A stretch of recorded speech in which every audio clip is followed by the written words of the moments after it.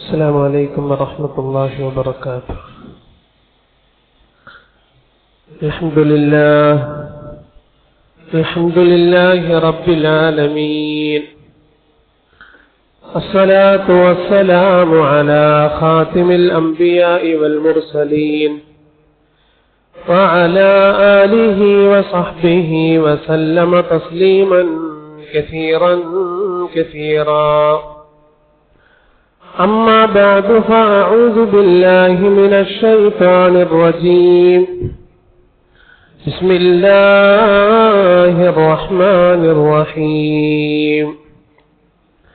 ومن أظلم ممن منع مساجد الله أن يذكر فيها اسمه وسعى في خرابها، أولئك ما كان لهم أن يدخلوها إلا خائفين، لهم في الدنيا خزي ولهم في الآخرة عذاب عظيم. فقد قال النبي صلى الله عليه وسلم: أحب البلاد إلى الله تعالى مساجدها، وأبغض البلاد إلى الله تعالى أسواقها، أو كما قال عليه الصلاة والسلام: رب اشرح لي صدري ويسر لي أمري واحلل عقدة من لساني يفقهوا قولي. رب اشرح لي صدري ويسر لي أمري واحلل عقدة من لساني يفقهوا قولي. رب اشرح لي صدري ويسر لي أمري واحلل عقدة من لساني يفقهوا قولي. ബഹുമാനമുള്ള സഹോദരങ്ങളെ, സത്യവിശ്വാസികളെ, അല്ലാഹു സുബ്ഹാനഹു വ തആല നമ്മുടെ ഒരുമിച്ചുകൂടൽ പൂർണ്ണമായി സ്വീകരിക്കുമാറാകട്ടെ. നമ്മുടെ ചെറുതും വലുതുമാകുന്ന എല്ലാ പാപങ്ങളും റബ്ബ് സുബ്ഹാനഹു വ തആല പുറത്തു തന്ന് അല്ലാഹു അവന് ഇഷ്ടപ്പെട്ട നല്ല ദാസന്മാരുടെ കൂട്ടത്തിൽ നാം ഓരോരുത്തരെയും ഉൾപ്പെടുത്തി നമുക്കെല്ലാം അല്ലാഹു ഇരുലോക വിജയം നൽകി അനുഗ്രഹിക്കുമാറാകട്ടെ. നമ്മളിൽ രോഗങ്ങളായി കഴിയുന്ന മുഴുവൻ സഹോദരങ്ങൾക്കും അല്ലാഹു പരിപൂർണ ശിഫാ പ്രദാനം ചെയ്യുമാറാകട്ടെ. ശിഷ്ടജീവിതം അല്ലാഹുവിന്റെ തൃപ്തിയിലായി കഴിച്ചുകൂട്ടുവാൻ അല്ലാഹു നമുക്കും അവർക്കും തൗഫീഖ് നൽകി അനുഗ്രഹിക്കുമാറാകട്ടെ. മരണം വരേക്കും അല്ലാഹു നമുക്ക് നല്ല ഓർമ്മശക്തി നൽകി അനുഗ്രഹിക്കുമാറാകട്ടെ. പരിശുദ്ധമായ ഖുർആനിലെ സൂറത്തുൻ നിസാഇന്റെ 114-ാമത്തെ ആയത്താണ് ഇവിടെ പാരായണം ചെയ്തത്. ഈ ആയത്തിൽ അല്ലാഹു സുബ്ഹാനഹു വ തആല പ്രതിപാദിക്കുന്നത് അല്ലാഹുവിന്റെ കോടാനുകോടി വരുന്ന സൃഷ്ടികളാകുന്ന മനുഷ്യരാകുന്ന നാം ഓരോരുത്തരും ജീവിതത്തിന്റെ ഒരു സാഹചര്യത്തിലും ബന്ധപ്പെടാൻ പാടില്ല എന്ന് അല്ലാഹു പഠിപ്പിക്കുന്ന അക്രമത്തെക്കുറിച്ചാണ് ഈ ആയത്തിൽ അല്ലാഹു പ്രതിപാദിക്കുന്നത്. സത്യവിശ്വാസികളെ സംബന്ധിച്ചിടത്തോളം പ്രത്യേകിച്ചും അല്ലാഹു അക്രമം തടഞ്ഞിരിക്കുകയാണ്. ഒരു കാരണവശാലും ജീവിതത്തിന്റെ ഒരു സാഹചര്യത്തിലും അനുകൂല പ്രതികൂല സാഹചര്യങ്ങളിൽ പോലും അക്രമം പാടില്ല എന്ന് അല്ലാഹു കർശനമായി വിലക്കിയിരിക്കുകയാണ്. നമുക്കറിയാം, അക്രമം എന്ന് പറയുമ്പോൾ പല രീതിയിലുണ്ട്. മാതാപിതാക്കളോടുള്ള അക്രമം, മക്കളോടുള്ള അക്രമം, മനുഷ്യരോടുള്ള അക്രമം, ജീവജാലങ്ങളോടുള്ള അക്രമം, അങ്ങനെ ധാരാളം അക്രമങ്ങൾ പല ശൈലിയിൽ പല കോലങ്ങളിൽ, പ്രത്യേകിച്ച് വർത്തമാന കാലഘട്ടത്തിൽ മതങ്ങളോടുള്ള അക്രമം പല രീതിയിലുണ്ട്.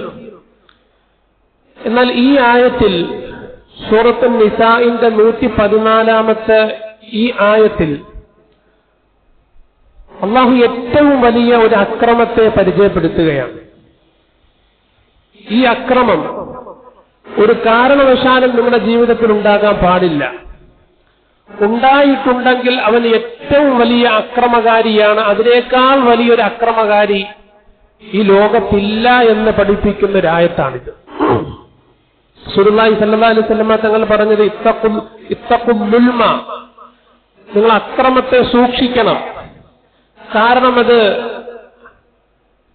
ആഖിറത്തിലേക്കുള്ള ഇരുളുകളാണ്, ആഖിറത്തിൻ്റെതാകുന്ന നിന്റെ മുഴുവൻ പാതകളിലുമുള്ള വഴികളിലുമുള്ള ഇരുളുകളാണ് എന്ന് റസൂലുള്ളാഹി സ്വല്ലല്ലാഹു അലൈഹി വസല്ലം തങ്ങൾ പഠിപ്പിക്കുന്നുണ്ട്. അപ്പൊ ഈ ആയത്തിൽ അല്ലാഹു പഠിപ്പിക്കുന്ന അക്രമം നമുക്കിതിന്റെ ആശയം നോക്കാം. ومن أظلم ممن منع مساجد الله أن يذكر فيها اسمه وسعى في خرابها أولئك ما كان لهم أن يدخلوها إلا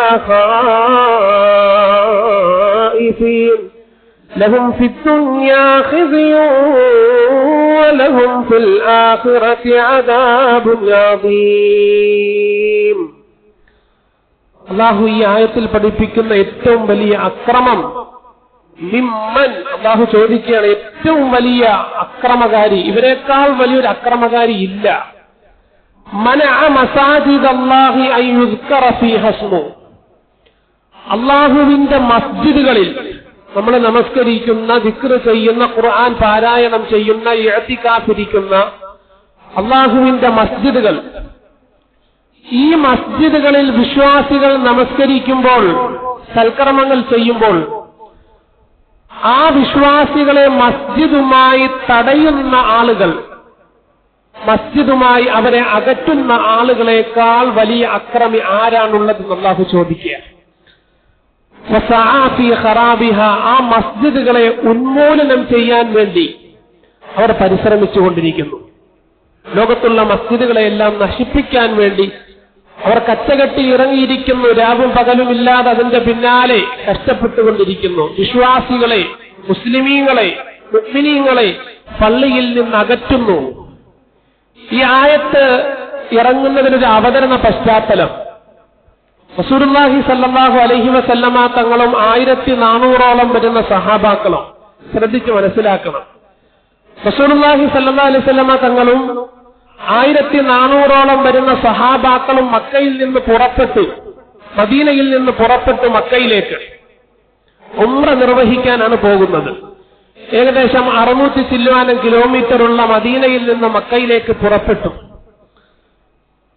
ഏതാണ് മക്കയുടെ ബോർഡർ എത്തിയപ്പോൾ, ഹുദൈബിയ എന്ന് പറയുന്ന പ്രദേശം എത്തിയപ്പോൾ, ഹുദൈബിയ സന്ധി എന്ന് നമ്മൾ കേട്ടിട്ടുണ്ട്. ഹുദൈബിയ എന്ന പ്രദേശത്തെത്തിയപ്പോൾ ശത്രുക്കൾ തടഞ്ഞു. അല്ലാഹുവിന്റെ റസൂലിനെയും 1400ഓളം വരുന്ന സഹാബാക്കളെയും ഉംറ ചെയ്യാൻ അവർ സമ്മതിച്ചില്ല. ചില കരാറുകൾക്ക് ശേഷം മദീനയിലേക്ക് പറഞ്ഞയച്ചു.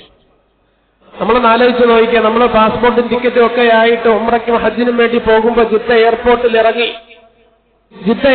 ഇറങ്ങി പാസ്പോർട്ടിന്റെ മറ്റ് പേപ്പറുകളുടെ എന്തെങ്കിലും വിഷയം കാരണത്താൽ തിരിച്ച് നാട്ടിലേക്ക് നമ്മളെ കയറ്റിവിടുന്ന ഒരു മാനസികാവസ്ഥ ആലോചിച്ച് നോക്കിക്കേ. അല്ലാഹു നമ്മളെല്ലാം കാത്തുരക്ഷിക്കുമാറാകട്ടെ, നമ്മളെല്ലാം അല്ലാഹു പുണ്യഭൂമികളിൽ എത്തിക്കുമാറാകട്ടെ. ആ മക്കയുടെ ബോർഡർ എത്തിയപ്പോ 1400 ഒന്നും രണ്ടുമല്ല 1400ഓളം വരുന്ന സഹാബാക്കളെയും പ്രവാചകനെയും ശത്രുക്കൾ മദീനയിലേക്ക് തിരിച്ചു പറഞ്ഞു വിട്ടു. ഉംറ നിർവഹിക്കാൻ അവർ സമ്മതിച്ചില്ല. ഇതിനെ തുടർന്ന് ഇറങ്ങിയ ആയത്താണ് സൂറത്തുൽ നിസായിൽ നമ്മൾ ഓതി വെച്ച 114ാമത്തെ ആയത്ത്. അല്ലാഹു പറയുകയാ, നബിതങ്ങളെയും വിശ്വാസികളെയും അനുഗ്രഹീതമായ കഅബ ശരീഫയിൽ ഉംറ ചെയ്യാൻ, നിർവഹിക്കാൻ തയ്യാറാക്കാത്ത, സമ്മതിക്കാത്ത അക്രമകാരികളില്ലേ, അവരെക്കാൾ ഏറ്റവും വലിയ അക്രമകാരി വേറെ ആരാണുള്ളത്? നമ്മുടെ സഹോദരങ്ങളെ ശ്രദ്ധിക്കാൻ, നമ്മൾ ഇന്ന് ഈ വിഷയം എടുക്കാനുള്ള കാരണം, മസ്ജിദുമായി ബന്ധപ്പെട്ടുള്ള അക്രമം എന്ന വിഷയം എടുക്കാൻ കാരണം നമുക്കറിയാം, 4 ഡിസംബർ 6 2025 ഡിസംബർ 6. ഡിസംബർ 6 ഒരു പ്രത്യേകതയുണ്ട്. നമ്മളാരും മറക്കാൻ പാടില്ല, ഒരു കാരണവശാലും മറക്കാൻ പാടില്ല.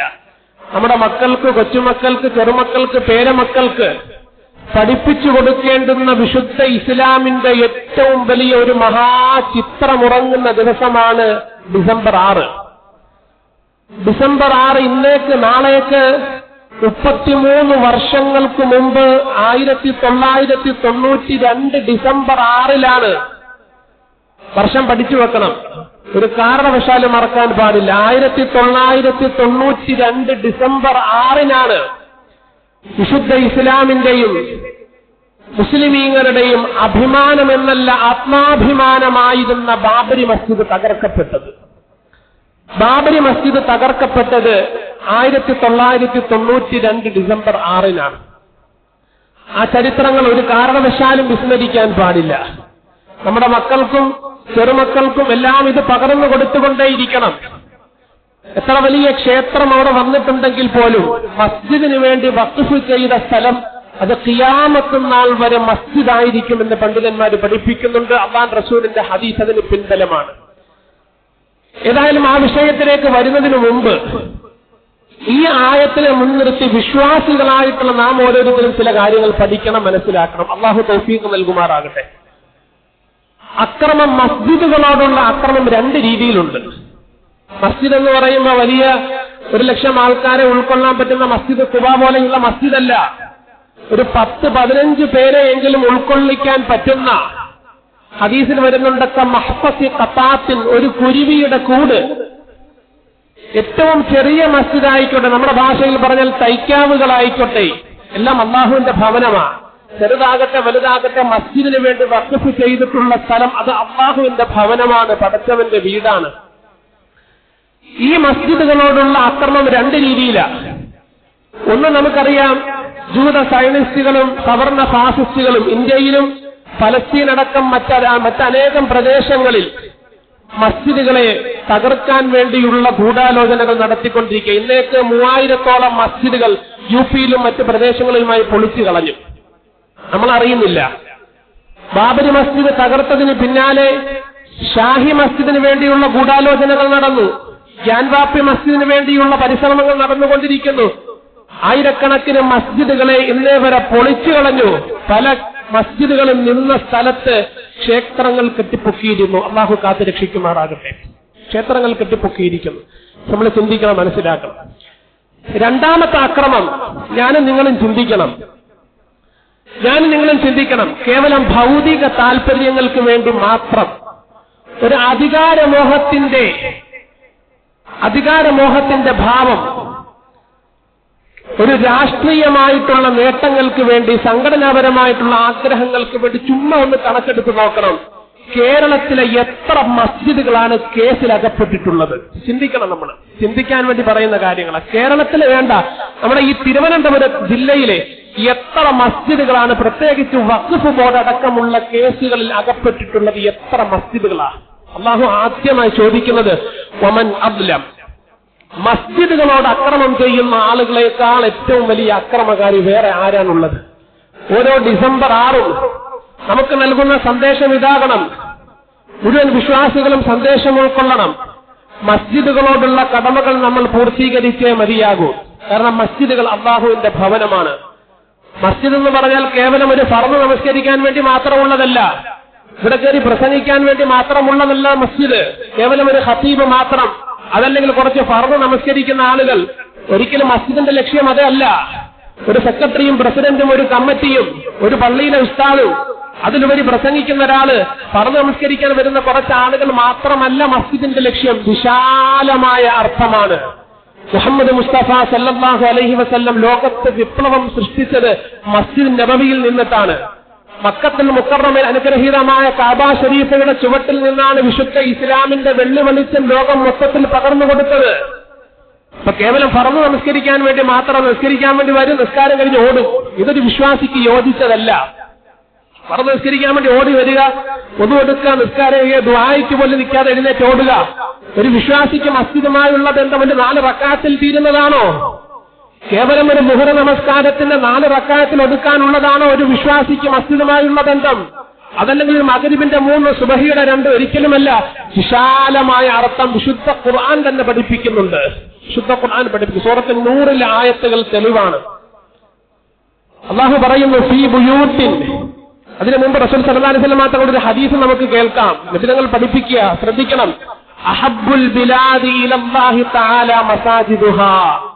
അല്ലാഹുവിന് ഏറ്റവും ഇഷ്ടപ്പെട്ട ഭൂമിയിലുള്ള സ്ഥലങ്ങൾ നബിതങ്ങൾ പഠിപ്പിക്കുകയാണ്.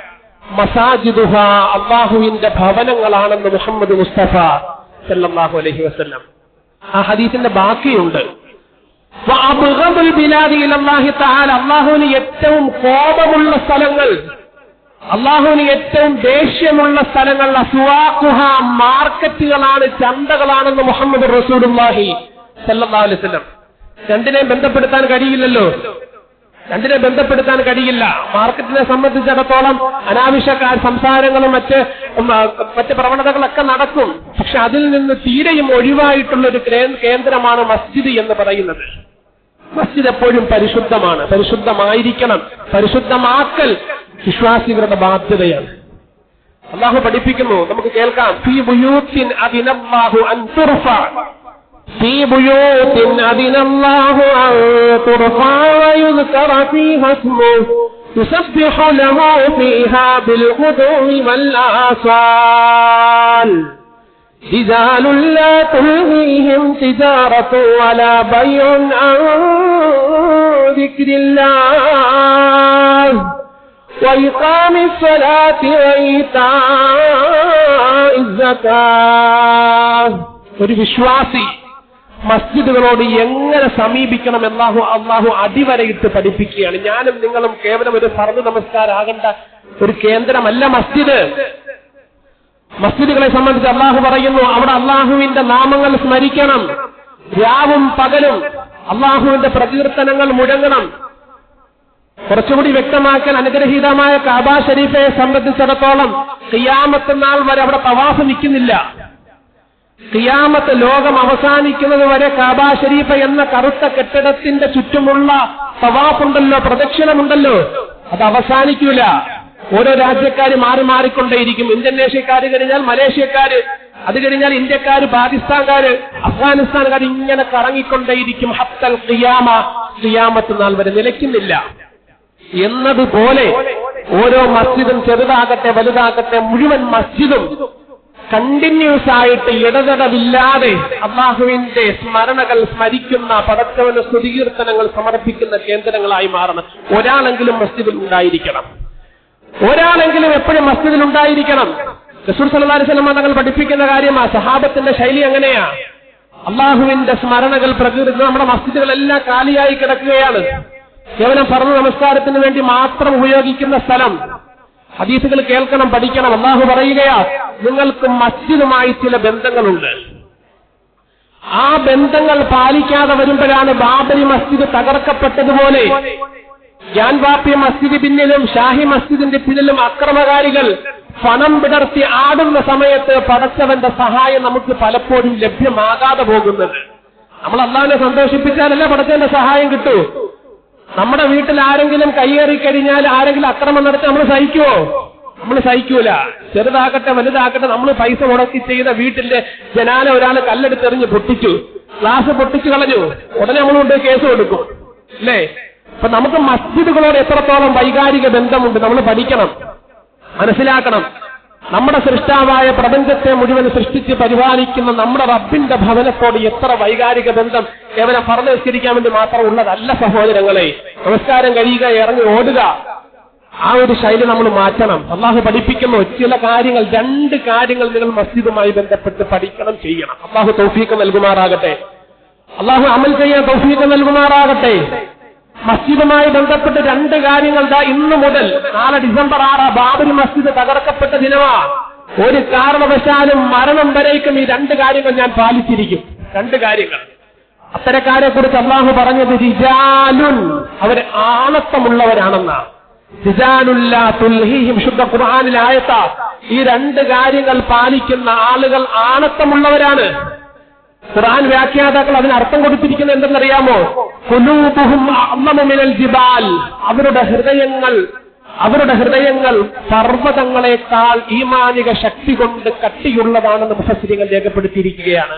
മസ്ജിദുമായുള്ള ബന്ധം കാത്തുസൂക്ഷിക്കുന്നവരുടെ ഹൃദയമുണ്ടല്ലോ, ഉറച്ച പർവ്വതങ്ങളെക്കാൾ ശക്തിയുള്ളതാണെന്ന് ഖുർആൻ വ്യാഖ്യാതാക്കൾ പഠിപ്പിക്കുകയാണ്. നമ്മൾ ചിന്തിക്കണം. അതിൽ ആദ്യത്തെ കാര്യം ഇഖാമുസ്സലാ. എല്ലാവരും ഒന്ന് പറഞ്ഞു, ഇഖാമുസ്സലാ. പള്ളിയുമായി ബന്ധപ്പെട്ട് വിശ്വാസികൾ നടത്തേണ്ടുന്ന ആദ്യത്തെ കാര്യം ഇഖാമുസ്സലാ എന്ന് പറഞ്ഞാൽ അതിന്റെ ഡയറക്റ്റ് അർത്ഥം നമസ്കാരം നിലനിർത്തുക എന്ന് തന്നെയാ.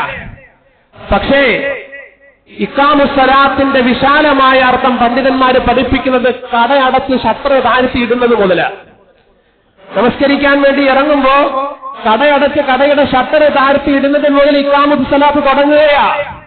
പള്ളിയിലേക്ക് വരുമ്പോ പരിചയമുള്ളവർക്കും ഇല്ലാത്തവർക്കും സലാം പറയണം, ഇഖാമത്ത് സലാത്തിൽപ്പെട്ടതാണ്. നമസ്കാരത്തിന് വേണ്ടി സ്വിച്ച് ഓണാക്കുക, ഫാനിടുക, ഇഖാമത്ത് സലാത്തിൽപ്പെട്ടതാണ്. പള്ളിയിലേക്ക് കയറി വന്ന് ബാത്റൂമിൽ പോവുക, ശുചീകരണം നടത്തുക, ഇഖാമത്ത് സലാത്തിൽപ്പെട്ടതാണ്. ധാരാളം കാര്യങ്ങളുണ്ട്. മുഹർ നമസ്കാരത്തിന് മുമ്പുള്ള 4 റക്അത്ത് സുന്നത്ത് എല്ലാവരും നെഞ്ചിൽ കൈവച്ചിട്ടൊന്ന് ചിന്തിക്കണം. എത്ര നാളായി മുഹറിന് മുമ്പുള്ള 4 റക്അത്ത് സുന്നത്ത് ഞാൻ നമസ്കരിച്ചിട്ട്? ചില ഹദീസുകളിൽ കാണാം, നരകത്തിന്റെ തീയെ തൊട്ട് അവന്റെ ശരീരത്തെ അള്ളാഹു ഹറാമാക്കും. നരകത്തിന്റെ തീ അവനെ സ്പർശിക്കാതിരിക്കണമെങ്കിൽ മുഹറിന് മുമ്പുള്ള 4 റക്അത്ത് സുന്നത്ത് നമസ്കരിച്ചിട്ടുണ്ട്. എത്ര നാളായി നമ്മൾ നമസ്കരിച്ചിട്ട്? പറന്ന് നിസ്കരിക്കുക ഓടുക എന്നതിനപ്പുറം സുബഹിക്ക് മുമ്പുള്ള 2 റക്അത്ത് സുന്നത്ത് ഈ ദുനിയാവിലുള്ള മുഴുവൻ വസ്തുക്കളെ കിട്ടുന്നതിനേക്കാൾ ശ്രേഷ്ഠമാണെന്ന് പ്രവാചകൻ പഠിപ്പിച്ചിരിക്കെ എത്ര നാളായി സുബഹിക്ക് മുമ്പുള്ള 2 റക്അത്ത് സുന്നത്ത് നമ്മൾ നമസ്കരിച്ചിട്ട്? നിസ്കാരം കഴിഞ്ഞിറങ്ങി ഓടുമല്ലോ. ദിക്ർ ചെയ്തിട്ട് എത്ര ദിവസമായി? 33 സുബ്ഹാനല്ലാഹ്, 33 അൽഹംദുലില്ലാഹ്, 34 അല്ലാഹു അക്ബർ. എത്രയോ ദുആകൾ റസൂൽ പഠിപ്പിക്കുന്നു. ഇതൊക്കെ ഇഖാമത്ത് സലാത്തിൽ പെട്ടതാണ്. അല്ലാതെ കേവലം 4 റക്അത്ത് ഫർദ് മാത്രമല്ല. അതിനുവേണ്ടി ഉള്ളതല്ല മസ്ജിദ്, പ്രസംഗിക്കാൻ വേണ്ടിയുള്ളതല്ല മസ്ജിദ്. ഇബാദത്തുകൾ കൊണ്ട് പ്രകാശഭൂരിതമാക്കേണ്ടുന്ന ഒരു കേന്ദ്രമാണ് മസ്ജിദ് എന്ന് പറയുന്നത്. അല്ലാഹു നൂറു സമാവാത്തി എന്ന് തുടങ്ങുന്ന ഒരു മനോഹരമായ ആയത്തുണ്ട് വിശുദ്ധ ഖുർആനിൽ. അള്ളാഹുവിനെ കുറിച്ച് പറയുന്ന ഒരു മനോഹര ആയത്ത്. ഈ ആയത്ത് അല്ലാഹു മസ്ജിദുമായി ബന്ധപ്പെട്ട ആയത്തിൽ കണക്ട് ചെയ്തിരിക്കുകയാണ്. അല്ലാഹു നൂറു സമാവാത്തി വൽ അർളി മസലു നൂരിഹി കമിഷ്കാത്തിൻ ഫീഹാ മിസ്ബാഹ്. വളരെ മനോഹരമായ ആയത്ത്. മിസ്ബാഹ് എന്ന് പറഞ്ഞാൽ വിളക്ക് എന്നർത്ഥം. പടച്ചവനെ ഇങ്ങനെ പരിചയപ്പെടുത്തുകയാണ്. വിളക്ക് മാടങ്ങൾ, അതിലെ പ്രകാശങ്ങൾ. ഈ ആയത്തെല്ലാം കൊണ്ട് അള്ളാഹു ബന്ധിപ്പിച്ചിരിക്കുന്നത് മസ്ജിദുമായിട്ടാണ്. അള്ളാഹുവിന്റെ മസ്ജിദുമായിട്ടാണ്. പ്രിയമുള്ള സഹോദരങ്ങളെ, ഇഖാമുസ് സ്വലാത്ത് നമ്മൾ നിലനിർത്തണം.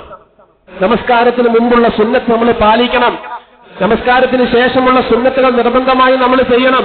വുദൂ ചെയ്യുക എന്നുള്ളത് ഇഖാമുസ് സ്വലാത്തിൽപ്പെട്ടതാണ്. ദിക്റുകൾ പൂർത്തിയാക്കി ഇഅ്തികാഫ് വളരെ പ്രധാനപ്പെട്ട കാര്യം. മസ്ജിദിലേക്ക് കയറി വരുമ്പോ നബൈത്തുൽ ഇഅ്തികാഫ ഫീ ഹാദൽ മസ്ജിദി ലില്ലാഹി തആല എന്ന് അപ്പോഴും നിയ്യത്ത് ചെയ്തേക്കണം. നബി സല്ലല്ലാഹു അലൈഹി വസല്ലം തങ്ങൾ പഠിപ്പിക്കുക, ഒരല്പനേരം മസ്ജിദിൽ ഇഅ്തികാഫ് ഇരുന്നിട്ടുണ്ടെങ്കിൽ നാളെ ആഖിറത്തിൽ നരകത്തെ തൊട്ട് അവന്റെ ശരീരത്തെ 3 കിടങ്ങ് വഴിദൂരമാക്കുമെന്ന് മുഹമ്മദുർ റസൂലുള്ളാഹി സല്ലല്ലാഹു അലൈഹി വസല്ലം. ബൈനൽ മുഅ്തഖഫി 3 ഖനാദിഖ്, 3 കിടങ്ങുകൾ വഴിദൂരമാക്കും. അപ്പൊ ഇതൊക്കെ നമ്മൾ പാലിക്കുമ്പോഴാണ് ഇഖാമുസ് സ്വലാത്തിൽ പെടുന്നത്. കുറച്ചു നേരം മസ്ജിദിൽ ഇരിക്കണം, അള്ളാഹുവിന്റെ ധ്യാനത്തിലായി കഴിഞ്ഞുകൂടണം. എന്തെല്ലാം പ്രശ്നങ്ങളാണ്, മതങ്ങളുടെ വിഷയം, സമൂഹത്തിന്റെ വിഷയം, വ്യക്തി പ്രശ്നങ്ങൾ. കാര്യമായിട്ടിരുന്ന് ദുആ ചെയ്യണം. ഇനി ഒരു ബാബരി മസ്ജിദ് ആവർത്തിക്കാതിരിക്കട്ടെ, നമുക്ക് കാര്യമായി പ്രാർത്ഥിക്കാൻ സാധിക്കണം. രണ്ടാമത്തെ കാര്യം ഈതാഉസ് സക്കാത്താണ്.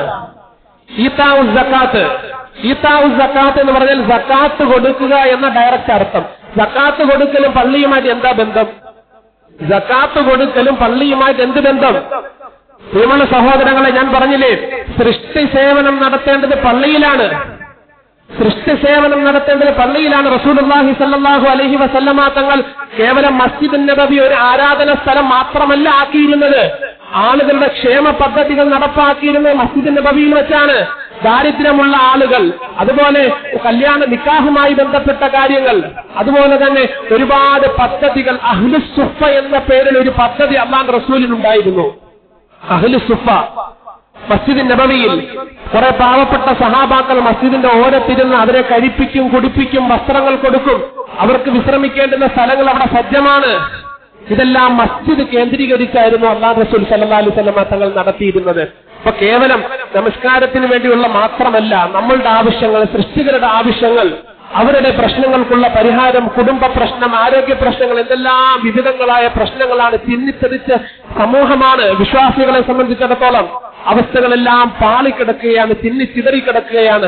അവരെ മസ്ജിദിലേക്ക് കൊണ്ടുവരാൻ നമുക്ക് സാധിക്കണം. അവിടെയാണ് ഒരു വിശ്വാസിയുടെ മസ്ജിദുമായുള്ള ബന്ധം. അല്ലാതെ ഞാനൊന്നും അറിഞ്ഞിട്ടില്ല, സ്വന്തം കാര്യം സിന്താബ എന്ന് പറഞ്ഞ് ബാങ്ക് കൊടുക്കുവാന്ന് നിസ്കരിക്കാൻ പോവുക, നിസ്കരിക്കാൻ നമുക്ക് ഒരു ബന്ധവുമില്ല സഹോദരങ്ങളെ. അങ്ങനെയെങ്കിൽ ഒരു ബന്ധവും നമുക്കില്ല. കേവലം നമസ്കാരത്തിന് വേണ്ടി മാത്രമാക്കരുത്. ദിക്റുകൾ ചെയ്യണം, ഇഅ്തികാഫിരിക്കണം, സുന്നത്ത് നമസ്കരിക്കണം. അതുപോലെ തന്നെ മസ്ജിദുമായി ബന്ധപ്പെട്ടുള്ള നമുക്ക് അല്ലാഹു തന്ന വലിയൊരു അനുഗ്രഹമാണ് IMCTയുടെ പ്രവർത്തനം എന്നുള്ളത്. സൃഷ്ടി സേവനത്തിന്റെ ഭാഗമായിട്ട് നമുക്ക് അല്ലാഹു നൽകിയ ഈ മസ്ജിദുമായി ബന്ധപ്പെട്ട് നൽകിയിരിക്കുന്ന വലിയൊരു സേവനമാണ്. എത്രയോ പാവപ്പെട്ടവരെ, അഗതികളെ, അനാഥരെ, അശരണരെ സഹായിക്കാൻ നമുക്ക് സാധിക്കുന്നില്ലേ? മസ്ജിദുമായി ബന്ധപ്പെട്ട് ചെയ്യാൻ നമുക്ക് അല്ലാഹു തൗഫീഖ് നൽകുമാറാകും. റസൂലുള്ളാഹി സ്വല്ലല്ലാഹു അലൈഹി വസല്ലം തങ്ങളുടെ അധ്യാപനമാ ഇഖാമുസ് സ്വലാത്തും ഈതാഉസ് സകാത്തും മസ്ജിദിൽ നടക്കണം. ഇത് രണ്ടും നടക്കുമ്പോഴാണ് മസ്ജിദുമായി ഒരു വിശ്വാസിയുടെ ബന്ധം യഥാർത്ഥ നിലയിലായിത്തീരുന്നത്. ബാബരി മസ്ജിദ് തകർക്കപ്പെട്ടു. 1528 ബാബരി മസ്ജിദ് പണി കഴിപ്പിച്ചത്. അന്നത്തെ ബാബർ ചക്രവർത്തി, നമ്മൾ മനസ്സിലാക്കണം, നമ്മൾ കച്ചവടം ചെയ്യുന്നവരാകട്ടെ സാധാരണക്കാരാകട്ടെ, നമ്മൾ ഇത് പഠിച്ച് മനസ്സിലാക്കി നമ്മുടെ മക്കൾക്ക് പറഞ്ഞു കൊടുക്കണം. ചരിത്രം വിസ്മരിക്കാൻ പാടില്ല. ഒരു 10 കൊല്ലം കഴിയുമ്പോൾ ബാബരി മസ്ജിദ് എന്തെന്നറിയാതെ കൈ മാറ്റി കൈ കാണിക്കുന്ന, അതല്ലെങ്കിൽ അറിയാത്തൊരവസ്ഥ ഒരു മനുഷ്യർക്കും ഉണ്ടാകാൻ പാടില്ല. 1528 ബാബർ ചക്രവർത്തിയുടെ സേനാ നായകനാണ് മീർബാക്കി എന്ന് പറഞ്ഞ വ്യക്തിയാണ് ബാബരി മസ്ജിദ് പണികരിപ്പിച്ചത്. കൃത്യം 421 വർഷം ഇഖാമുസ് സ്വലാത്തും ഈതാഉസ് സകാത്തും നടന്ന പള്ളിയാണ് ബാബരി മസ്ജിദ്. 421 വർഷം. സ്വാതന്ത്ര്യത്തിന് 2 വർഷത്തിന് ശേഷം 1947 സ്വാതന്ത്ര്യം. 1949 അന്നൊരു ജുമാ ദിവസം, 1949 ഇതുപോലൊരു ജുമാ ദിവസം. ഇന്ന് നമ്മുടെ പള്ളിയുടെ കളക്ഷനാണ്, മാസത്തിന്റെ ആദ്യത്തെ വെള്ളിയാഴ്ചയാണ്. എല്ലാ സഹോദരങ്ങളും, നമ്മുടെ വിഷയം തന്നെ മസ്ജിദാണ്. അല്ലാഹു നമുക്ക് മസ്ജിദുമായി നല്ല ബന്ധം നൽകുമാറാകട്ടെ. കാര്യമായ എല്ലാ സഹോദരങ്ങളും നമ്മുടെ ഈ കളക്ഷനുമായി സഹകരിക്കുന്ന അല്ലാഹു നമ്മുടെ പ്രയാസങ്ങളും ബുദ്ധിമുട്ടുകളെല്ലാം ഇതിന്റെ ബറക്കത്ത് കൊണ്ട് മാറ്റിത്തരുമാറാകട്ടെ. അല്ലാഹു നമുക്ക് സന്തോഷം നൽകുമാറാകട്ടെ. രോഗങ്ങളെല്ലാം അല്ലാഹു മാറ്റിത്തരുമാറാകട്ടെ. എല്ലാ സഹോദരങ്ങളും ഇൻഷാ അല്ലാഹ് ആത്മാർത്ഥമായി അതിൽ സഹകരിക്കുന്ന അല്ലാഹു തൗഫീഖ് നൽകട്ടെ. പ്രിയമുള്ള സഹോദരങ്ങൾ, 1949 ഒരു വെള്ളിയാഴ്ച ദിവസം ഇതുപോലെ ജുമാ നമസ്കാരം കഴിഞ്ഞു. ഖതീബിന്റെ പ്രസംഗമുണ്ടായിരുന്നു. ജുമാ നമസ്കാരവും ജുമായും ദുആയും എല്ലാം കഴിഞ്ഞ്, അസറും കഴിഞ്ഞ്, മഗ്രിബും കഴിഞ്ഞ്, ഇശായും കഴിഞ്ഞ് പിറ്റേ ദിവസം രാവിലെ മുഅദ്ദിൻ ബാബരി മസ്ജിദിൽ ബാങ്കലി ഉയർത്താൻ വേണ്ടി വന്നു നിൽക്കുമ്പോ ആ മസ്ജിദിന്റെ ചുറ്റും ആളുകൾ തടിച്ചുകൂടി നിൽക്കുകയാണ്. ബാബരി മസ്ജിദ് കയ്യേറിയ ചരിത്രമാണ് പറയുന്നത്. എങ്ങനെ കയ്യേറി? ബാബരി മസ്ജിദ് മുസ്ലിമീങ്ങൾക്കുള്ളതാണെന്ന് സുപ്രീം കോടതി വിധി പറഞ്ഞതാ, ഒരു വ്യക്തി വിധി പറഞ്ഞതല്ല. ബാബരി മസ്ജിദ് മുസ്ലിമീങ്ങൾക്കുള്ളതാണെന്ന് സുപ്രീം കോടതി വിധി പറഞ്ഞതാ. ഏതെങ്കിലും ഒരു വ്യക്തി താല്പര്യത്തിന്റെ പേരിൽ പറഞ്ഞതല്ല, മറിച്ച് കാര്യമായ നിരീക്ഷണത്തിനും പരീക്ഷണത്തിനും ശേഷം ഇന്ത്യൻ ഭാരത സർക്കാരിന്റെ കീഴിൽ ഒരു സാംസ്കാരിക ഏജൻസിയുണ്ട്, ആർക്കിയോളജിക്കൽ സർവേ ഓഫ് ഇന്ത്യ എന്നാണ് അതിന്റെ പേര്. ആ കാര്യമായി പരിശോധന നടത്തി ബാബരി മസ്ജിദ് നിൽക്കുന്ന സ്ഥലത്ത് മുമ്പെപ്പോഴെങ്കിലും ഒരു ക്ഷേത്രമുണ്ടോ എന്ന പരിശോധന നടത്തി. ബാബരി മസ്ജിദ് നിന്ന സ്ഥലത്ത് മുമ്പെപ്പോഴെങ്കിലും ഒരു ക്ഷേത്രമുണ്ടോ, മറ്റ് കെട്ടിടമുണ്ടോ എന്ന കാര്യമായ പരിശോധന നടത്തിയതിനു ശേഷമാണ് സുപ്രീം കോടതി പറഞ്ഞത് ഇവിടെ മുമ്പൊരു കെട്ടിടവുമില്ല, ഇവിടെ മുമ്പൊരു രാമക്ഷേത്രവുമില്ല. ബാബരി മസ്ജിദ് ബാബർ ചക്രവർത്തി നിർമ്മിച്ചിട്ടുള്ളത്, അദ്ദേഹത്തിന്റെ സേനാ നായകന്മാർ നിർമ്മിച്ചിട്ടുള്ള തരിശു ഭൂമിയിലാണ്. ഇത് മുസ്ലിമീങ്ങൾക്ക് അവകാശപ്പെട്ടതാണെന്ന് സുപ്രീം കോടതി പറഞ്ഞിട്ടും വിശ്വാസികൾക്ക് എങ്ങനെ ബാബരി മസ്ജിദ് നഷ്ടപ്പെട്ടു? ശ്രദ്ധിക്കണം. പിറ്റേ ദിവസം സുബഹി നമസ്കാരത്തിന് വേണ്ടി പള്ളിയിൽ എല്ലാവരും വിശ്വാസികൾ എത്തിയപ്പോ, പ്രിയമുള്ള സഹോദരങ്ങളെ, മസ്ജിദ് തുറന്ന് അകത്തേക്ക് പ്രവേശിച്ചപ്പോ ദാ ഈ മിൻബറിന്റെ മുകളിൽ ഇരിക്കുന്നത് എന്തെന്നറിയാമോ? രാമക്ഷേത്രം സ്ഥാപിച്ചിരിക്കുകയാണ്.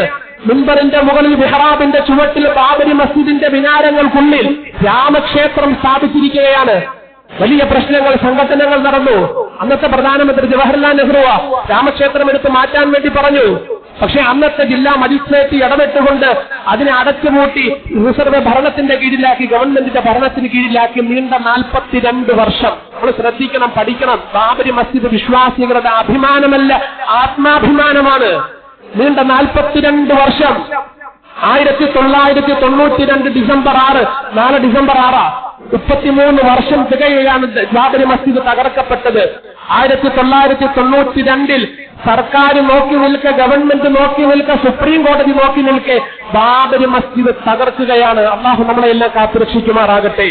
വിശുദ്ധ ഇസ്ലാമിന്റെ യശസ്സായിട്ടുള്ള ഇന്ത്യൻ മുസ്ലിമീങ്ങളുടെ യശസ്സായിട്ടുള്ള, പ്രൗഢിയായിട്ടുള്ള, അവരുടെ ഗാംഭീര്യമായിട്ടുള്ള അന്തസ്സായിട്ടുള്ള ബാബരി മസ്ജിദിനെ 1992 ഇതിങ്ങനെ വികാരം കൊള്ളിക്കുകയല്ല, വികാരം കൊള്ളണം റബ്ബിനെ മുൻനിർത്തിക്കൊണ്ട്. റബ്ബിനെ ഇനി ഒരു മസ്ജിദും തകർക്കാൻ പാടില്ല. ഇനി ഒരു മസ്ജിദും ഇന്ത്യയിൽ എന്നല്ല ലോകത്ത് ഒരു മസ്ജിദും തകർത്ത് തരിശുഭൂമിയാകാൻ പാടില്ല. നമ്മൾ ചെയ്യാനുള്ളത് ചെയ്യണം. അബ്ദുൽ മുത്തലിബ് പറഞ്ഞില്ലേ, കഅബ ശരീഫയെ തകർക്കാൻ വേണ്ടി അബ്രഹത്ത് വന്നപ്പോ എന്താ അബ്ദുൽ മുത്തലിബ് പറഞ്ഞത്? എന്നെ കൊണ്ട് ചെയ്യാൻ പറ്റുന്നതൊക്കെ ഞാൻ ചെയ്തിട്ടുണ്ട്. ഇഖാമുസ് സലാത്തും ഈതാഉ സക്കാത്തും ഞാൻ ചെയ്തിട്ടുണ്ട്. കേവലം ഫർദ് മാത്രമല്ല ഞാൻ നമസ്കരിക്കുന്നത്. അബ്ദുൽ മുത്തലിബ് പറയുന്നു, കേവലം ഫർദ് മാത്രമല്ല ഞാൻ നമസ്കരിക്കുന്നത്, കഅബ ശരീഫയോട് എനിക്ക് വൈകാരിക ബന്ധമുണ്ട്. നമുക്കും പറയാൻ സാധിക്കണം, എന്റെ വീടിനടുത്ത ചെറിയ തൈക്കാവിനോട് എനിക്ക് വൈകാരിക ബന്ധമാണ്. അതിന്റെ ഒരു ജനാലയുടെ ചില്ല് പൊളിച്ചാൽ എന്റെ ഹൃദയത്തിനാണ് മുറിവേൽക്കുന്നത്. നമുക്ക് പറയാൻ സാധിക്കണം. അതല്ലാതെ കേവലം ഫർദ് നിസ്കരിക്കുക ഓടുക ഇത് പാടില്ല. സ്വന്തം വീടിനേക്കാൾ എന്റെ റബ്ബിന്റെ ഭവനമാണെന്ന് മനസ്സിലാക്കി അത് വൃത്തിയാക്കാൻ സാധിക്കണം. ഒരു പൊടി ഇടന്നാൽ അതിനെ എടുത്ത് വെളിയിലേക്ക് കൊണ്ടുപോകണം. ഇഅ്തികാഫിന്റെ നിയ്യത്തിലിരിക്കാൻ സാധിക്കണം. മസ്ജിദിൽ കയറിയാൽ സംസാരിക്കാതെ 40 വർഷത്തെ അമലുകൾ പൊളിഞ്ഞു പോകുമെന്ന് പണ്ഡിതന്മാർ പഠിപ്പിക്കുമ്പോൾ അവിടെ സംസാരിക്കാതെ അവിടെ ധ്യാനത്തിലിരിക്കാൻ കഴിയണം. നമ്മളെ കൊണ്ട് സാധിക്കുന്നുണ്ട് സഹോദരങ്ങളെ. അതുപോലെ നമുക്ക് എന്ത് ബന്ധമാണുള്ളത് മസ്ജിദുമായിട്ട്, റബ്ബിന്റെ ഭവനവുമായിട്ട് നമുക്ക് എന്ത് ബന്ധമുണ്ട്? നമ്മൾ ചിന്തിക്കണം. എത്ര സുന്നത്ത് നമസ്കാരങ്ങൾ ഈ ഒരു മാസത്തെ തന്നെ കണക്കെടുത്ത് നോക്ക്. ഈ ഫർദ് നമസ്കാരത്തിലുപരി മുഹറിന്റെ മുമ്പുള്ള 4 റക്അത്ത് സുന്നത്ത്, മുഹറിന് ശേഷമുള്ള 2 റക്അത്ത് സുന്നത്ത്, ഈ പറയപ്പെട്ട തസ്ബീഹുകളൊക്കെ നമുക്ക് ചെയ്യാൻ സാധിക്കുന്നില്ല എങ്കിൽ ചുമ്മാ അങ്ങ് സ്വർഗത്തിൽ കയറിയാൽ മതിയോ? നമുക്ക് ചുമ്മാ അങ്ങ് സ്വർഗത്തിൽ കയറിയാൽ മതി. സ്വർഗത്തിന്റെ എത്രയോ തട്ടുകളില്ലേ? ഏറ്റവും മുകളിലത്തെ തട്ട് ജന്നാത്തുൽ ഫിർദൗസ് ആണ്. മുഹമ്മദ് മുസ്തഫ സല്ലല്ലാഹു അലൈഹി വസല്ലമ തങ്ങളും അനുചരന്മാരും വിരാജിക്കുന്ന ജന്നാത്തുൽ ഫിർദൗസിൽ നമുക്ക് എത്തണ്ടേ? ട്രെയിനിൽ കമ്പാർട്ട്മെന്റ് ഉണ്ട്, ജനറൽ കോച്ച് ഉണ്ട്, സ്ലീപ്പർ ഉണ്ട്, സെക്കൻഡ് AC ഉണ്ട്, ഫസ്റ്റ് AC ഉണ്ട്. ഇതുപോലെ തന്നെ സ്വർഗത്തിനുമുണ്ട് തട്ടുകൾ. സ്വർഗത്തിനും തട്ടുകളുണ്ട്. ചുമ്മാ അങ്ങ് സ്വർഗത്തിൽ കയറിയാൽ പോരാ. ജന്നാത്തുൽ ഫിർദൗസിൽ നമുക്ക് എത്തണമെന്നുണ്ടെങ്കിൽ നമ്മൾ പരിശ്രമിക്കണം. പ്രത്യേകിച്ച് മസ്ജിദുമായുള്ള കടമകൾ നമ്മൾ പൂർത്തിയാക്കിയേ മതിയാകുകയുള്ളൂ. 2019 ബാബരി മസ്ജിദിന്റെ വിരിവന്നു 3ാമത്തെ കയ്യേറൽ. ഈ ബാബരി മസ്ജിദ് നിൽക്കുന്ന സ്ഥലം മുസ്ലിമീങ്ങളുടേത് തന്നെയാണ് എങ്കിലും ഈ സ്ഥലം അമുസ്ലിം സഹോദരങ്ങൾക്ക് വിട്ടുകൊടുത്തുകൊണ്ട് പകരം 5 ഏക്കർ ഭൂമി മുസ്ലിമീങ്ങൾക്ക് നൽകുന്നു. പ്രിയമുള്ള സഹോദരങ്ങളെ, വ്യക്തമായ നീതി നിഷേധം. ഒരുപക്ഷെ റബ്ബിന്റെ സഹായം നമ്മൾ ചിന്തിക്കണം. റബ്ബിന്റെ സഹായം എന്തുകൊണ്ട് നമുക്ക് കിട്ടിയില്ല? റബ്ബിന്റെ സഹായം എന്തുകൊണ്ട് നമുക്ക് കിട്ടി? നമ്മുടെ എന്തെങ്കിലും കടമകൾ പാലിക്കാത്തതിന്റെ പേരിലാണോ? നമ്മൾ കരഞ്ഞ് ദുആ ചെയ്താലല്ലേ അള്ളാഹു സഹായിക്കൂ. മസ്ജിദുമായുള്ള നല്ല ബന്ധം. ചില ചെറിയ ട്രെയിനിന്റെ സ്റ്റോപ്പുകളൊക്കെ ഗവൺമെന്റ് സ്റ്റോപ്പ് അനുവദിച്ച് തരണമെന്നുണ്ടെങ്കിൽ അവിടെ യാത്രക്കാർ വർദ്ധിക്കണം. ചെറിയ ഒരു സ്റ്റോപ്പിൽ ഒരു വലിയ ട്രെയിൻ നിർത്തി തരണമെന്നുണ്ടെങ്കിൽ യാത്രക്കാർ വർദ്ധിക്കണം. 50 പേരും 100 പേരൊക്കെ ദിവസവും ദിനേന യാത്രക്കാരുണ്ടെങ്കിൽ അവിടെ ആ ട്രെയിൻ നിർത്താൻ വേണ്ടി ഗവൺമെന്റ് സൗകര്യമൊരുക്കും എന്ന് പറഞ്ഞതുപോലെ അള്ളാഹു നിർബന്ധിതനാകണം നമ്മളെ സഹായിക്കാൻ. ബാബരി മസ്ജിദിന്റെ വിഷയത്തിൽ നമുക്ക് നടന്നില്ല. അതല്ലെങ്കിൽ മറ്റനേകം വിഷയങ്ങളിൽ നമ്മുടെ റബ്ബിനെ കൊണ്ട് സഹായിപ്പിക്കാൻ നിർബന്ധിതരാകണം നമ്മൾ. അതിന് കാര്യമായി നമ്മൾ മസ്ജിദുമായുള്ള ബന്ധം നമ്മൾ പൂർത്തിയാക്കണം. വെറുതെ നമസ്കരിക്കാൻ വേണ്ടി മാത്രമുള്ളവരാകാതെ ഇതിന്റെ മുഴുവൻ പ്രവർത്തനങ്ങളിൽ നമ്മൾ ബന്ധപ്പെടണം. എല്ലാ കാര്യങ്ങളിലും ബന്ധപ്പെട്ടുകൊണ്ട് നമ്മളാൽ കഴിയുന്ന സാമ്പത്തിക സഹായങ്ങൾ, ശാരീരിക സഹായങ്ങൾ, നല്ല നിർദ്ദേശങ്ങൾ, അഭിപ്രായങ്ങൾ, പ്രത്യേകിച്ച് നമ്മുടെ ഈ ചാല മസ്ജിദുമായി ബന്ധപ്പെട്ട് IMCP-യുടെ പ്രവർത്തനത്തിൽ സജീവമാകണം. സൃഷ്ടി സേവനം മസ്ജിദിന്റെ ഭാഗമാ. ഇഖാമുസ് സലാത്തിലും ഈതാഉ സക്കാത്തിലും പെട്ടതാണ്. വിശുദ്ധ ഖുർആനിൽ അടിവരയിട്ട് അല്ലാഹു സുബ്ഹാനഹു വ തആല പഠിപ്പിക്കുന്ന കാര്യമാണ്. ഒരൊറ്റ സംഭവം ഞാൻ പറഞ്ഞുതരാം, ശ്രദ്ധിച്ച് മനസ്സിലാക്കണം. വിശുദ്ധ ഖുർആനിലെ സൂറത്തുൽ ലുഖ്മാനിലെ ഒരു ആയത്താണ്. ആദരവായ റസൂലുള്ളാഹി സ്വല്ലല്ലാഹു അലൈഹി വസല്ലമ തങ്ങൾ മസ്ജിദ് നബവിയിൽ ക്ലാസ് നടത്തിക്കൊണ്ടിരിക്കുകയാണ്. ആയിരക്കണക്കിന് സഹാബാക്കളുണ്ട്. റസൂൽ സ്വല്ലല്ലാഹു അലൈഹി വസല്ലം ഹദീസിന്റെ ക്ലാസ്, ഖുർആനിന്റെ ക്ലാസ് നടത്തിക്കൊണ്ടിരിക്കുകയാണ്. കുറെ ദിവസങ്ങൾ മുന്നോട്ട് പോകുന്നതിനനുസരിച്ച് ഹദീസിന്റെ ഖുർആനിന്റെ ക്ലാസ്സിന് ആളുകൾ കുറഞ്ഞു വരുന്നു. 100 പേര് 80ആയി, 70ആയി, 60ആയി, 50ആയി ആളുകൾ, സഹാബാക്കൾ കുറഞ്ഞു വരിക. എന്തെന്ന് മനസ്സിലായില്ല. കാര്യം എന്താണെന്ന് മനസ്സിലായില്ല. നദ്ർ ബിൻ ഹാരിസ് എന്ന് പറയുന്ന ഒരു വ്യക്തി ഉണ്ടായിരുന്നു. അദ്ദേഹത്തിന്റെ പണി എന്തെന്നറിയാമോ? ഷാമിലും യമനിലുമൊക്കെ പോയി കച്ചവട ആവശ്യാർത്ഥം പോകുന്നതാണ്. പോയിട്ട് തിരിച്ചു വരുമ്പോ മോശമായ ലഘുലേഖനങ്ങൾ കൊണ്ടുവന്നിട്ട് വിശ്വാസികൾ മസ്ജിദിലൂടെ സഞ്ചരിക്കുന്ന പാതയിൽ നിന്ന് ഇവർക്കിത് കൈമാറുകയാണ്. മോശമായ ലഘുലേഖനങ്ങൾ കൈമാറുകയാണ്. ഇത് വായിച്ച് അതിൽ അട്രാക്ഷൻ തോന്നി ആകൃഷ്ടനായി പിന്നെ മസ്ജിദിലേക്ക് പോകൂല. എന്താണ് കാരണമെന്ന് റസൂൽ സല്ലല്ലാഹു അലൈഹി വസല്ലം തങ്ങൾക്ക് മനസ്സിലായില്ല. പ്രിയമുള്ള സഹോദരങ്ങളെ, സൂറത്തുൽ ലുഖ്മാനിലെ 4ഉം 5ഉം ആയത്ത് അവതരിച്ചത് അതിന്റെ ഭാഗമായിട്ടാണ്. മുഖറബുൽ അംലാഖ് ജിബ്രീൽ അലൈഹി സ്വലാത്തു വസ്സലാം വാനലോകത്തു നിന്ന് വഹിയുമായിട്ട് വന്നു. അല്ലാഹുവിന്റെ റസൂലേ, ശ്രദ്ധിച്ച് കേൾക്ക്. വമിനൻ നാസി മൻ യശ്തരി ലഹുൽ ഹദീസ് ليضل عن سبيل الله بغير علم ويتخذها هزوا. ഈ പള്ളിയെ തകർക്കുന്നതിന് വേണ്ടി, ആളുകളെ, വിശ്വാസികളെ മസ്ജിദിൽ നിന്ന് അകറ്റുന്നതിന് വേണ്ടി നമർ ബിൻ ഹാരിസ് എന്ന് പറയുന്ന ഒരു വ്യക്തിയുണ്ടല്ലോ, അല്ലാഹുവിന്റെ റസൂലിന്റെ ഹദീസിന്റെ ക്ലാസ്സിന് വരുന്ന സഹാബാക്കളെ തടഞ്ഞു നിർത്തിയിട്ട് മോശമായ ലഘുലേഖനങ്ങൾ കൊടുക്കുന്നുണ്ടെന്ന് വിശുദ്ധ ഖുർആൻ. വമിനൻ നാസി മൻ യശ്തരി ലഹുൽ ഹദീസ്, മോശമായ പാഴായ കാര്യങ്ങൾ വിൽക്കുകയാ, ആളുകളെ തടുക്കുകയാ. അള്ളാഹു കടുപ്പത്തിൽ പറയുന്നുണ്ട്, അവന് കഠിന ശിക്ഷയായിരിക്കും. നമർ ബിൻ ഹാരിസിന് കടുത്ത ശിക്ഷയായിരിക്കും. അള്ളാഹുവിനെ പരിഹസിക്കുന്നുണ്ട്. കന്നഫി ഉദ്നൈഹി വഖറ, അവന്റെ ചെവിയിൽ എന്താ അടപ്പ് തിരികെ വെച്ചിരിക്കുകയാണോ? കന്നഫി ഉദ്നൈഹി വഖറ. പ്രിയമുള്ള സഹോദരങ്ങളെ, മസ്ജിദിനെ തകർക്കാൻ വേണ്ടി രാവും പകലുമില്ലാതെ, ഞാൻ വെറുതെ കണക്ക് പറയുന്നില്ല, 3000-ഓളം മസ്ജിദുകൾ തകർത്ത് കഴിഞ്ഞു. വിഷമമുണ്ടോ നമുക്ക്? വിഷമമുണ്ടോ നമുക്ക്? ഒന്ന് കണ്ണ് നിറയുന്നുണ്ടോ? ഹൃദയം പിടയ്ക്കുന്നുണ്ടോ? 3000-ഓളം വരുന്ന മസ്ജിദുകൾ തകർക്കപ്പെട്ട് കഴിഞ്ഞു. ഇനി ഒരു മസ്ജിദ് തകർക്കാൻ പാടില്ല. മസ്ജിദ് തകർക്കാൻ പാടില്ല എന്ന് പറഞ്ഞാൽ കുന്തവും കുടച്ചക്രവും എടുത്ത് ഇടിയുണ്ടാക്കാനും പോകാനില്ല. മറിച്ച് നമ്മൾ മസ്ജിദുമായുള്ള ബന്ധം പൂർത്തിയാക്കണം. ഇഖാമുസ്സലാ ഇത്താഉസ് സക്കാത്ത് എപ്പോഴും പറയാറില്ലേ? കേവലം 313 സഹാബാക്കൾ, കേവലം 313 സഹാബാക്കൾ, 1000-ഓളം വരുന്ന ശത്രുക്കൾ, ന്യൂനപക്ഷം പരാജയപ്പെടുമെന്ന് ഉറപ്പാണ്. ആയുധങ്ങളില്ല, ആയുധ സജ്ജരല്ല, ആൾബലമില്ല, അംഗത്വമില്ല. പക്ഷെ പടച്ചവനെ പിടിച്ച് മുന്നിൽ നിർത്തി കൊടുത്തപ്പോ അല്ലാഹു സുബ്ഹാനഹു വ തആല ആകാശത്ത് നിന്നും മലക്കുകളെ ഇറക്കിക്കൊണ്ട് ശത്രുക്കളെ പരാജയപ്പെടുത്തി അനുഗ്രഹീത കഅബ ശരീഫ് സംരക്ഷിച്ചില്ലേ? മസ്ജിദ് നബവി സംരക്ഷിച്ചില്ലേ? ഇത്രയും ഭൂത സൈനിസ്റ്റുകൾ ഫലസ്തീനിൽ അടിപിടി ഉണ്ടാക്കിയിട്ട് ബോംബുകളും മിസൈലുകളും വർഷിപ്പിച്ചിട്ട് മസ്ജിദുൽ അഖ്സയുടെ രോമത്തിൽ തൊടാൻ സാധിച്ചോ? തൊടാൻ സാധിക്കൂല. കാരണം റബ്ബിന്റെ പള്ളിയാണ്, അല്ലാഹുവിന്റെ മസ്ജിദുകളെ. അത് അനുഗ്രഹീത കഅബ ശരീഫ് മാത്രമല്ല, നമ്മുടെയൊക്കെ വീടിന്റെ പരിസരത്തുള്ള ചെറിയ തൈക്കാവുകളില്ലേ, അതും റബ്ബിന്റെതാണ്. അല്ലാഹു അവകളെയൊക്കെ സംരക്ഷിക്കണമെങ്കിൽ ഒരു വിശ്വാസി എന്നാണ് 2 കാര്യങ്ങൾ നമ്മൾ പാലിക്കണം. ഇന്നു മുതൽ ഫർള് നിസ്കരിച്ചിട്ട് ഓടാൻ പാടില്ല. ആദ്യത്തെ കാര്യം, നിസ്കരിക്കാൻ വേണ്ടി പെട്ടെന്ന് 2 റക്അത്ത് കഴിയുമ്പോഴാണ് നമ്മൾ വരുന്നത്. നേരത്തെ ഇറങ്ങണം. കച്ചവടം ഉണ്ടാകട്ടെ ഇല്ലാതിരിക്കണം. നമുക്ക് റബ്ബല്ലേ ആദ്യം വേണ്ടത്, നമുക്ക് നമ്മുടെ അല്ലാഹു അല്ലേ ആദ്യം വേണ്ടത്. സൗദി അറേബ്യയിലൊക്കെ ഇന്നും അന്ന് സഹാബത്തിന്റെ ചര്യ അങ്ങനെ തന്നെ പിൻപറ്റുക. നമസ്കാര സമയങ്ങളിൽ കടകളുടെ ഷട്ടർ ഇടും, അത് കഴിഞ്ഞുള്ള കച്ചവടം മതി എനിക്ക്.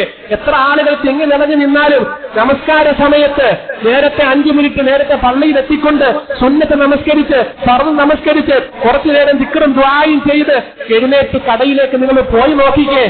ആളുകളൊന്നും വേണ്ട, പടച്ചവൻ നിങ്ങളുടെ കച്ചവടം ഉയർത്തും. മുഹമ്മദ് മുസ്തഫ സല്ലല്ലാഹു അലൈഹി വസല്ലം നബി തങ്ങളുടെ അധ്യാപനമായത്. നമുക്ക് ആദ്യം വേണ്ടത് അല്ലാഹുവാ. ഇന്നല്ലെങ്കിൽ നാളെ നമ്മളൊക്കെ മരിക്കും.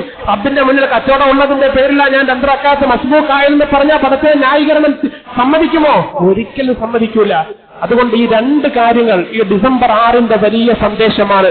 ഇനി ഒരു ബാബരി മസ്ജിദ് ലോകത്തുണ്ടാകാൻ ഞാനും നിങ്ങളും കാരണക്കാരാകാൻ പാടില്ല. റബ്ബിന്റെ മുന്നിൽ നമ്മൾ സമാധാനം പറയേണ്ടി വരും. അല്ലാഹു നമ്മളെ എല്ലാം കാത്തുരക്ഷിക്കുമാറാകട്ടെ. പ്രത്യേകിച്ച് വിശുദ്ധ ഇസ്ലാമിനെയും മസ്ജിദുകളെയും അല്ലാഹു സംരക്ഷിക്കുമാറാകട്ടെ. 1-2 ദുആ വസിയത്തുകളുള്ളത് നമ്മുടെ സഹോദരങ്ങൾ പ്രത്യേകം പറയാൻ വിട്ടുപോയതാണ്. ഇലക്ഷൻ 9-10 ഇലക്ഷൻ വരികയാണ്. വിശുദ്ധ ഖുർആനിൽ ഒരു ആയത്തുണ്ട്, നമ്മൾ നല്ലതിനാണ് സപ്പോർട്ട് ചെയ്യുന്നതെങ്കിൽ ആരാണോ നല്ലത് ചെയ്യുന്നത് അതിന്റെ മുഴുവൻ കൂലി നമുക്ക് കിട്ടും. മൻ യശ്ഫഅ ശഫാഅതൻ ഹസനതൻ യകുൽ ലഹു നസീബുൻ മിൻഹാ. നമ്മൾ നല്ലൊരാൾക്ക് വോട്ട് ചെയ്താൽ അത് ആരാണെന്ന് നിങ്ങൾ തീരുമാനിക്കുക. 2 റക്അത്ത് ഇസ്തിഖാറ നമസ്കരിക്കുക, ഖൈറിനെ തേടണ്ടേ? നബി തങ്ങളുടെ അധ്യാപനമാണ്. 2 റക്അത്ത് നമസ്കരിച്ച് ഞാൻ ആർക്ക് വോട്ട് ചെയ്യണമെന്ന് നമ്മുടെ റബ്ബിനോട് ചോദിക്കുക. നമ്മുടെ റബ്ബ് മനസ്സിൽ തോന്നിപ്പിച്ചു തരും.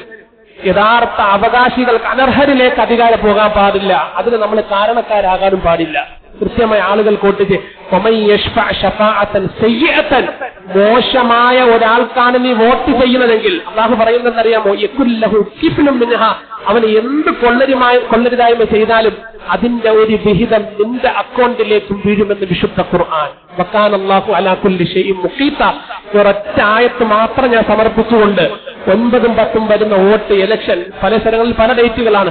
ആത്മാർത്ഥതയോടുകൂടി ആരും വോട്ട് ചെയ്യാതിരിക്കും. പ്രത്യേകിച്ച് മുസ്ലിംകൾക്ക് പ്രായം ചെന്നവർക്കൊക്കെ ഉള്ളൊരു സ്വഭാവം വോട്ട് ചെയ്യാതിരിക്കും. അമാനത്താണ് സഹോദരങ്ങൾ. ഒരു രാജ്യത്തിന്റെ നമ്മുടെ വിശ്വാസികളുടെ സമൂഹത്തിന്റെ ആവശ്യമാണ്. ഫർദ് ഐനാണ്. ഒരു കാരണവശാലും വോട്ടിൽ നിന്ന് മാറി നിൽക്കാതെ എത്ര കഷ്ടപ്പെട്ടാലും വന്ന് വോട്ട് ചെയ്ത് നമ്മുടെ ഒരു അഭിപ്രായം രേഖപ്പെടുത്തുക. അല്ലാഹു തൗഫീഖ് നൽകി അനുഗ്രഹിക്കുമാറാകട്ടെ. അതുപോലെ തന്നെ 1-2 ദുആ വസിയത്തുകളുള്ളത്. അബ്ദുൽ ലത്തീഫ് സാഹിബ് സ്മാൾ സ്റ്റാളിൽ അദ്ദേഹത്തിന്റെ ഭാര്യ മരണപ്പെട്ടു. അല്ലാഹു ആ ഭാര്യയ്ക്ക് സഹോദരിക്ക് പരിപൂർണ്ണ മഗ്ഫിറത്തും റഹ്മത്തും കൊടുത്ത് അനുഗ്രഹിക്കുമാറാകട്ടെ. പരലോക ജീവിതം കൂടുതൽ സന്തോഷത്തിലാക്കി കൊടുക്കുമാറാകട്ടെ. റസൂലുള്ളാഹി സ്വല്ലല്ലാഹു അലൈഹി വസല്ലമ തങ്ങളുടെയും സഹാബാക്കളുടെയും സഹാബി വനിതകളുടെയും ഒത്ത് സ്വർഗത്തിൽ വിരാജിക്കുവാൻ അല്ലാഹു തൗഫീഖ് കൊടുത്ത് അനുഗ്രഹിക്കുമാറാകട്ടെ. മറ്റൊരു സഹോദരൻ തലയുടെ സർജറിയുമായി ബന്ധപ്പെട്ട് പ്രത്യേകം ദുആ ചെയ്യാൻ അറിയിച്ചിട്ടുണ്ട്. അദ്ദേഹം സർജറിക്ക് വിധേയനാകുകയാണ്. അല്ലാഹു സുബ്ഹാനഹു വ തആല അവന്റെ കരുണ കൊണ്ട്, ഔദാര്യം കൊണ്ട്, പ്രത്യേകമായ ശക്തി കൊണ്ട് അല്ലാഹു ആ സർജറി പരിപൂർണ്ണ വിജയത്തിലെത്തിക്കുമാറാകട്ടെ. സർജറിയെ തുടർന്ന് ഭയക്കുന്ന മുഴുവൻ പ്രതിസന്ധികളെ തൊട്ട് അല്ലാഹു കാത്തുരക്ഷിക്കുമാറാകട്ടെ. ചെറുതും വലുതുമാകുന്ന മുഴുവൻ രോഗങ്ങളെ തൊട്ട് അല്ലാഹു അദ്ദേഹത്തിന് പ്രത്യേക സംരക്ഷണം ഏർപ്പെടുത്തുമാറാകട്ടെ. മറ്റൊരു സഹോദരൻ ഹലാലായ കാര്യങ്ങൾ ഖൈറാകുന്നതിന് വേണ്ടി പ്രത്യേകം ദുആ ചെയ്യാൻ അറിയിച്ചിട്ടുണ്ട്. അല്ലാഹു അദ്ദേഹത്തിന്റെ ഹലാലായ ആഗ്രഹങ്ങളെല്ലാം സ്വീകരിച്ചു കൊടുക്കുമാറാകട്ടെ, സഫലീകരിച്ചു കൊടുക്കുമാറാകട്ടെ, എല്ലാ കാര്യങ്ങളും ഖൈറിലാക്കുമാറാകട്ടെ. അതുപോലെ മറ്റൊരു സഹോദരൻ തന്റെ മകളുടെ ഗർഭം സുരക്ഷിതത്വത്തിലാകുന്നതിന് വേണ്ടിയും പ്രയാസങ്ങളും ബുദ്ധിമുട്ടുകളും കുടുംബത്തിന്റെ വിഷമങ്ങളൊക്കെ മാറുന്നതിന് വേണ്ടി പ്രത്യേകം ദുആ ചെയ്യാൻ അറിയിച്ചു. അല്ലാഹു സുബ്ഹാനഹു വ തആല പരിപൂർണമായ ശിഫാവ് കൊടുത്ത് അനുഗ്രഹിക്കുമാറാകട്ടെ. ആ മകളുടെ ഗർഭം അല്ലാഹു പരിപൂർണ്ണ സുരക്ഷിതത്വത്തിലാക്കി കൊടുക്കുമാറാകട്ടെ. പടച്ചവന്റെ പ്രത്യേക സംരക്ഷണം, പ്രത്യേക കാവൽ അല്ലാഹു കൊടുത്ത് അനുഗ്രഹിക്കുമാറാകട്ടെ. പ്രയാസങ്ങളും ബുദ്ധിമുട്ടുകളും വിഷമങ്ങളെല്ലാം മാറ്റി അല്ലാഹു സന്തോഷഭരിതമായ ഒരു ജീവിതം പ്രദാനം ചെയ്യുമാറാകട്ടെ. വസല്ലല്ലാഹു അലൈഹി നബിയിൽ കരീം റഹ്മത്തിക യാ അർഹമർ റഹീമീൻ.